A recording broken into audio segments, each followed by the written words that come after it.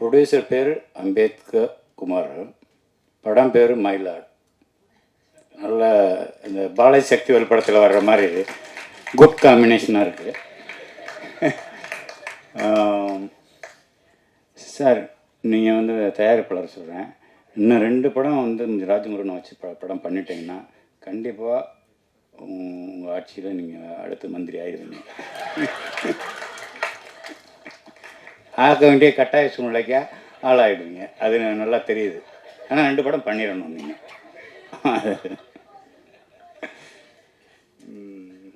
அப்புறம் சாண்டோன்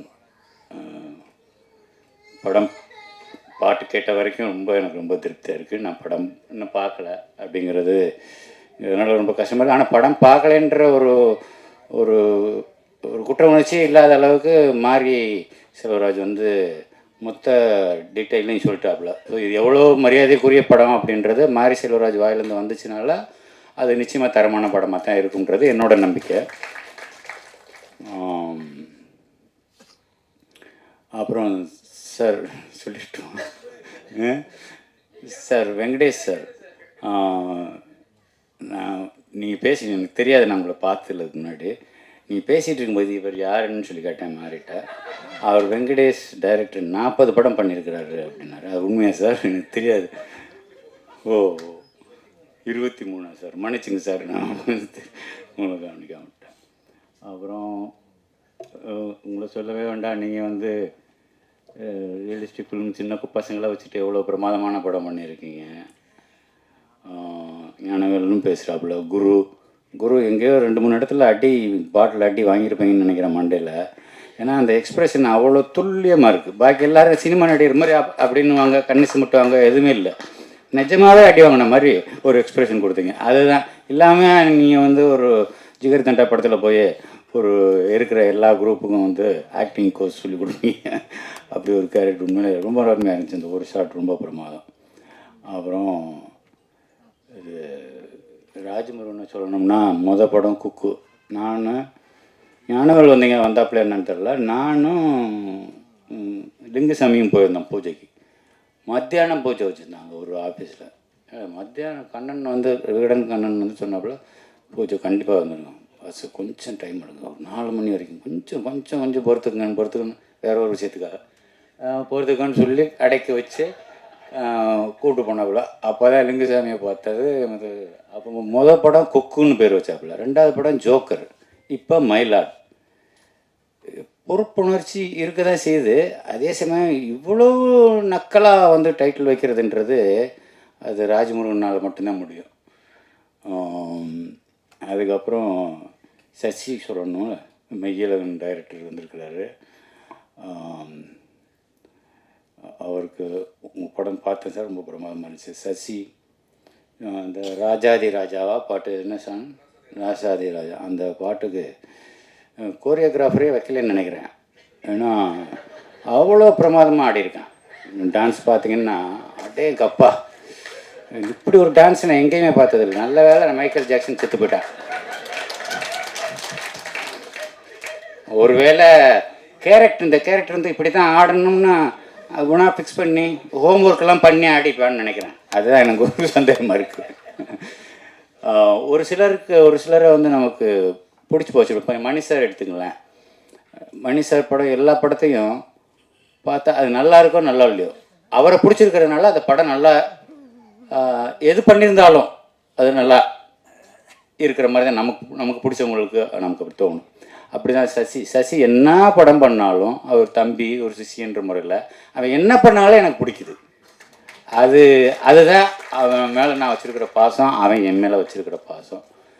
அந்த பாசம் உண்மையானதுனால தான் இந்த நக்கல் நியாண்டியெல்லாம், இல்லைன்னா வேறு ஆள் அந்த மேலே பாலிஸ்டாக சொல்லிட்டு போயிடலாம்.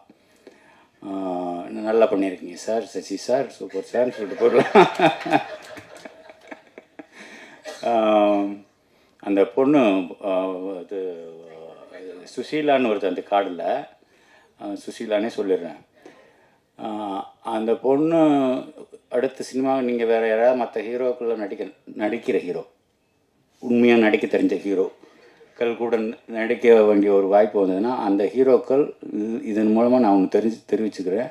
அந்த ஹீரோக்கள் இந்த பொண்ணுக்கிட்ட ஜாக்கிரதையாக இருக்கணும் வேண்டியிருக்கு. ஏன்னா அவ்வளோ பிரமாதமான ஆர்டிஸ்ட். ஒரு கன்னட படம் பார்த்தேன். சும்மா ஒரு செலெக்ஷனுக்காக பார்க்குறம்போது ஒரு ஒரு ஒரு ஒரே ஒரு சீன் தான் பார்த்தேன். அதில் கிட்டத்தட்ட ஒரு 4 நிமிஷம் ஓடுது அந்த ஒரே காட்சி, ஒரே ஷாட். அந்த ஒரே ஷாட்டில் அவ்வளோ ஆக்ரோஷமான நடிப்பு. குட்டி உண்டியாக இருந்துட்டு இவ்வளோ தூரம் இவ்வளோ ஆக்ரோஷமாக நடிக்கிறாள் யார் இந்த பொண்ணு அப்படின்னு சொல்லி ரொம்ப ஒத்து கவனிக்க வேண்டிய அளவுக்கு அவளோட பெர்ஃபார்மன்ஸ் இருந்தது. மிகப்பெரிய வாழ்த்துக்கள்மா, நீ ரொம்ப நல்லா வரணுன்றது என்னோடய வேண்டுதலாகவும் இருக்குது.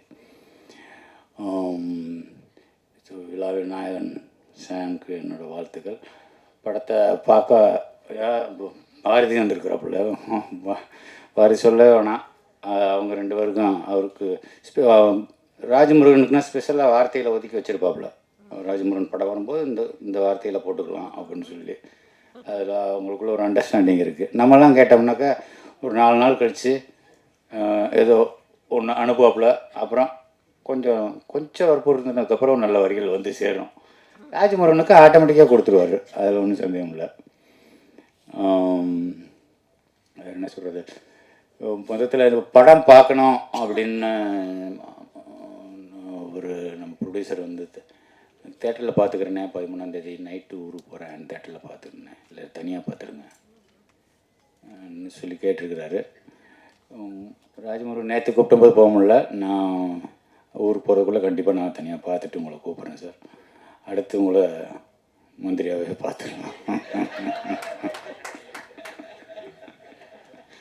ஸோ படம் சம்மந்தப்பட்ட அனைவருக்கும் என்னோட மனமார்ந்த நல்வாழ்த்துக்கள். ரொம்ப நன்றி என்னையை கூப்பிட்டதுக்கு. ரொம்ப நாளுக்கு அப்புறம் ஒரு ஃபங்க்ஷனுக்கு வந்துட்டு கொஞ்சம் மன நிறைவோட, கொஞ்சம் பாரங்கள் குறைஞ்சி, கொஞ்சம் லேசான மனசோட போகிறது.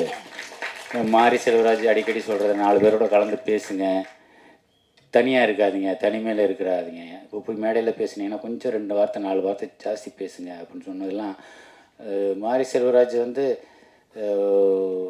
இப்போ என்னோடய வழிநடத்தி மாதிரி தான் ஒரு நட்பு எங்கள் 2 பேருக்குள்ளே போய்கிட்டு இருக்குது. அது தொடரணுன்ற ஒரு நம்பிக்கை இருக்குது.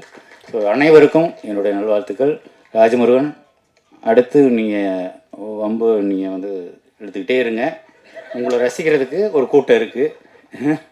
அதனால் நீங்கள் மயிலாடுன்னு வைங்க, ஜோக்கர்னு வைங்க, இனிமேலுக்கு கிணப்ப திருப்பி எது வச்சாலும் உங்கள் படத்தை பார்க்க வர்றதுக்கு தயாராக இருக்கிறாங்க ஜனங்க. வாழ்த்துக்கள். நன்றி.